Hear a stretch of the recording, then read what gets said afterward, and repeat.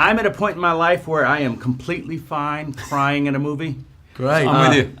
Great. And this one got me. Good. I really enjoyed it. Oh, that's Yeah. great. That's what we like to hear. What was it about the story that got you guys involved? I think, aside from it being an incredible true story, what he achieved at the Olympics, or didn't achieve at the Olympics, but what he achieved at the Olympics. When I read the script, I thought the relationship between these guys was really, really fun, a really fun one, with lots of opportunities for comedy and, as you say, to maybe move people a little bit at the end. I knew the story. I'm old enough. I watched it. Eddie the Eagle was a folk hero in Australia. We loved him.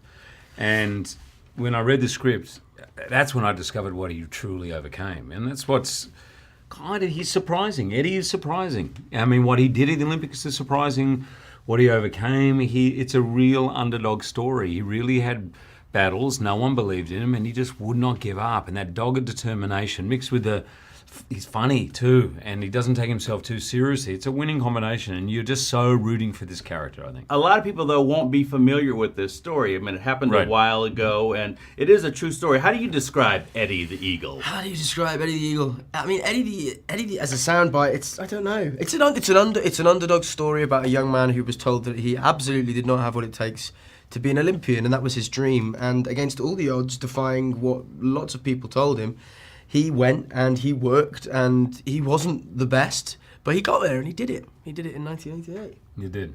I think the sign always of a good movie is if you know how it's going to end and you're still in it. Yes, and that's I was great, yeah. still in it. I did some Googling beforehand, so I knew but I was still in it. Yeah. No, that's great. That's really good. I thought I knew the story too, but when I see it, you so get caught up in, I think, Taron's performance. It's unbelievable. It's so likable and easy to get wrong. I mean, way easier to get wrong than it is to get right, that kind of performance. And he's done a brilliant job, and everyone is just rooting for that character. You really kind of transformed and disappeared into this role. Yeah. At the end of it, did your face hurt? No, do you know what? I've been asked a couple of times that. No, it was fine. It did sort of keep coming back a little bit. It's okay, I'm going to keep doing it. Like on first dates and stuff like that. Yeah. I'm just going to send you little videos of me doing it. So when you're doing Wolverine and it's all intense and clawsy. I'll just send me like, how's it going? Remember that last movie you did? But it kept coming back. My mum had to keep telling me, stop it, you're doing the Eddie face again. But he was a great part to play, but he's gone now. Now, how do you think Coach works into this whole story?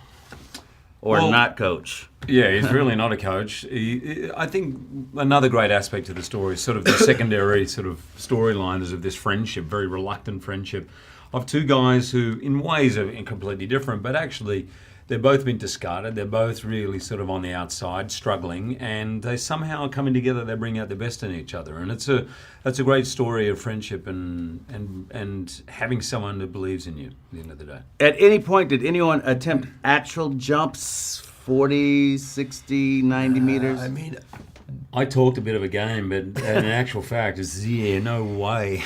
I mean, the thing is as well, if you attempted it, you wouldn't actually get down the thing on your, in the way they do. It's so skillful, and the balance of it. I think you'd slide all the way down, but you would be on your back or on your front. It's really super technical. They're athletes. They do it all day, every day, their whole lives. Made in Hollywood.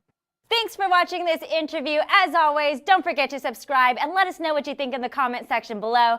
For the next Made in Hollywood interview, click right here. Do it. Click it.